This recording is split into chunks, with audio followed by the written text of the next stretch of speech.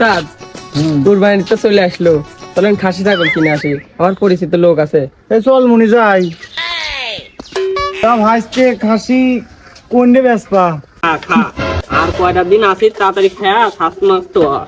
তোমার খাসি তিনটেই ব্যস্ত, তোমার কোনটি পছন্দ হয়?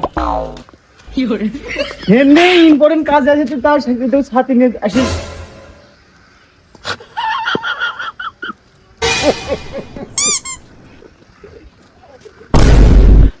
তা ভাইস্তে ছাগল এখান তো পছন্দ হইলো, আর ছাগলের দেখছি তো ওলের বেশি ছোট।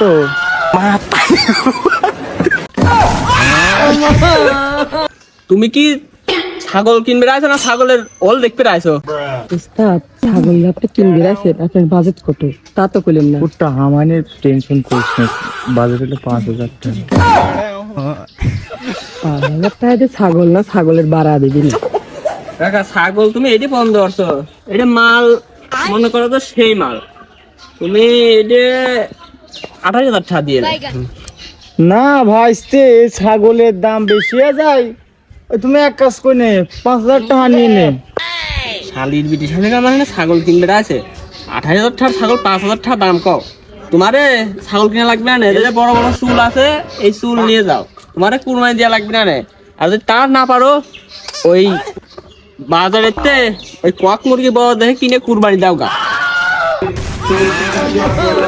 তাদের চলেন মান সম্মান থাকে।